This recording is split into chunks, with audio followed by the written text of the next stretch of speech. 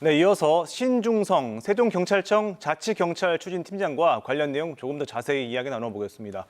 어서 오십시오, 팀장님. 예, 안녕하세요. 예, 앞서 리포터도 봤지만 지금 예. 경찰 조직이 과거에 한 개에서 크게 세 개로 나뉘어졌습니다. 네, 그렇습니다. 어떻게 나눠지고 또 각각 역할이 뭔지를 다시 한번 좀 짚어주시죠, 쉽게. 예, 지금 이번에 시행되는 그 법에는 예. 그 경찰 사무를 국가경찰 사무와 그다음에 수사 사무, 그다음에 자치경찰 사무 세 가지로 구분을 지었고요. 예. 그 국가경찰 사무는 지휘감독 체계를 경찰청장의 지휘감독을 받고요. 예. 수사 사무는 국가수사본부장의 지휘감독을 받고, 그다음에 자치경찰 사무는 각 시도에 예. 시도지사 소속으로 자치경찰위원회를 설치합니다. 그러면 그 자치경찰위원회의 지휘감독을 받는 체계로 개편이 된 겁니다. 지금 지역마다 지방경찰청들이 있잖아요. 네, 그 그렇습니다. 청 하나 안에 이 국가경찰, 자치경찰, 그리고 국가수사본부 이 세 개 업무가 같이 들어있다고 보면 되는 건가요? 네, 그렇습니다.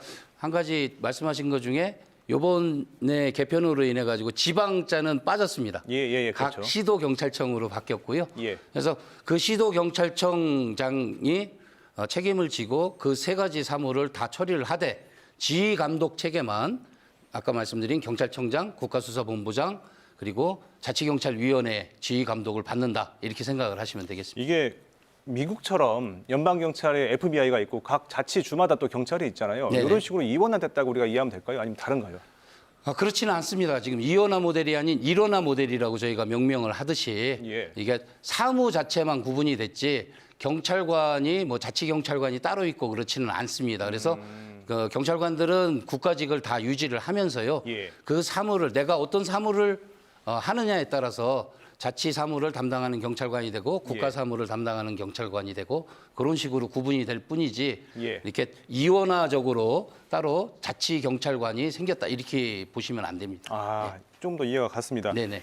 그렇다면 우리가 사실 가장 많이 접하게 될 사법경찰관들은 자치경찰일 텐데요. 네네. 이 자치경찰의 사무가 뭔지 또 시민들은 어떤 변화를 체감할 수 있는지도 좀 설명해 주시죠. 예, 자치경찰 사무로 분류되어 있는 거는 가장 그래도 시민 생활과 밀접한 예. 생활 안전, 그다음에 여성 청소년, 그다음에 교통, 그다음에 경비 업무 중에 다중이 이렇게 행사에 운집했을 때 그 교통 관리나 그 안전 관리를 하는 그런 사무가 있고요. 예. 그다음에 학교 폭력이나 가정 폭력, 그다음에 아동 학대, 그리고 교통조사 등 시민들과 밀접한 그 수사 사무가 자치 사무로 분류가 돼 있습니다. 그 외의 사무는 이제 국가수사본부라든지 아니면 이제 국가경찰이 맡는다 이 네, 말씀이신 그렇습니다. 거고요. 그럼 이렇게 세 개가 나눠져 있다고 우리가 인식을 하게 될 텐데 예를 들어서 뭐 교통사고가 나거나 아니면 이제 뭐 주변에서 폭력이 발생했습니다. 네. 이럴 경우에 어디에 신고해야 되느냐 이렇게 헷갈릴 수도 있거든요. 네, 어떻게 네, 해야 됩니까?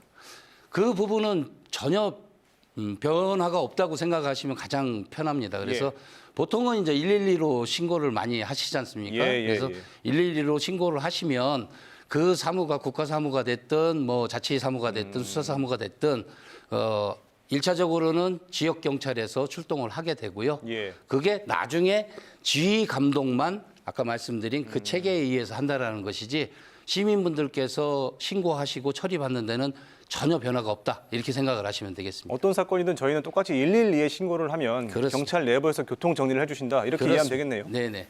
그럼 고소고발장도 어떻게 접수를 하면 마찬가지입니다. 됩니까? 고소고발장도 지금 하시듯이 예. 각 경찰기관의 민원실이나 지구대 파출소에 제출을 해주시면 다 처리가 되도록 그렇게 돼 있습니다. 알겠습니다.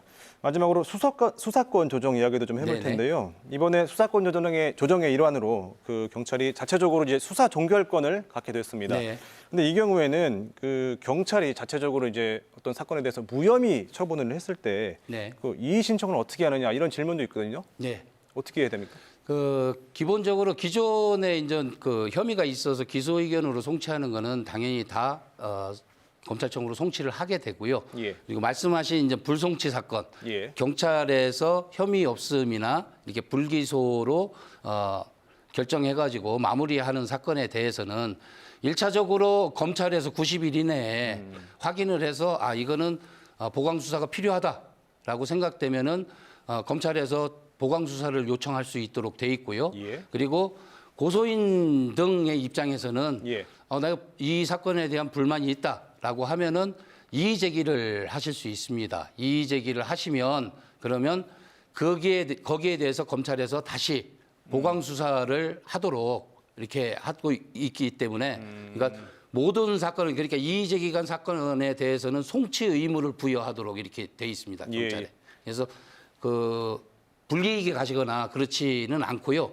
그리고 또 만약에 그런 경우가 있을 때 수사 심의 요청을 하시면 경찰 내부적으로도 상급 기관에서 거기에 대해서 심의를 다시 해서 잘잘못을 수사 단계에서의 잘잘못을 따져서 그 억울함을 풀어드리도록 이런 절차도 있습니다. 알겠습니다. 오늘 팀장님 여기까지 듣겠습니다. 고맙습니다. 네.